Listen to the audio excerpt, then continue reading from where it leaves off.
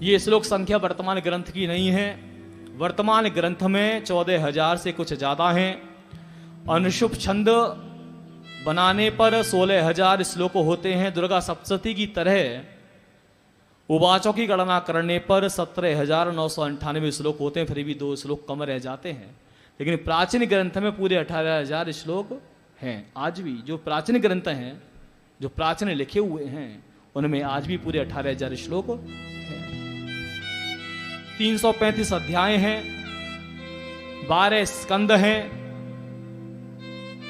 9 लाख शब्द हैं और 56 लाख अक्षर हैं इस श्रीमद् भागवत महापुराण में, इस ग्रंथ में।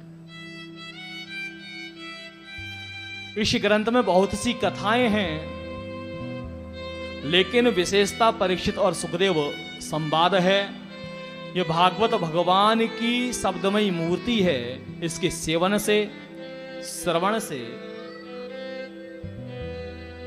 दर्शन से, पाठ से पापों का नाश हो जाता है। जो श्रद्धा भाव से, पूर्ण भाव लेकर के जो श्रवण करता है, वो किसी भी प्रकार का पाप करता है, वो सारे पाप नष्ट हो जाते हैं। जो श्रद्धा भाव से श्रवण करता है, यह कल्प वृक्ष के समान है। जो उत्कंठा अपने मन में रख ली, जो कामना मन में रख ली, जिस कामना से कथा श्रवण की, बस कामना आपकी सकाम होनी चाहिए, निष्काम नहीं होनी चाहिए। जो सकाम कामना लेकर के विराजमान होता है, आपके मन में उत्कंठा है हमारे पितरों की निवृत्ति हो, हमारे पितरों को तृप्ति हो, पूर्ण भाव आपका है पितरों के निमित्त, तो तृप्ति होगी। इसको कोई बदल नहीं सकता। ये सत्य है, ये भागवत कथा है, कोई साधारण कथा नहीं है। इसको पूर्ण भाव के साथ जो श्रवण करता है, उसे वो प्राप्त होता है। बोलो राधे।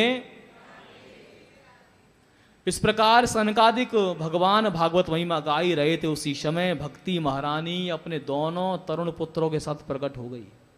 बजरंगी जी जो पुत्र वृद्ध थे ना,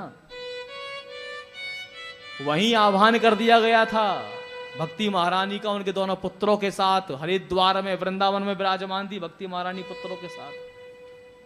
आह्वान हरिद्वार में हुआ। जब कथा प्रारंभ हुई, कथा आनंद में चल रही थी, कथा के मध्य में भक्ति महारानी प्रकट हो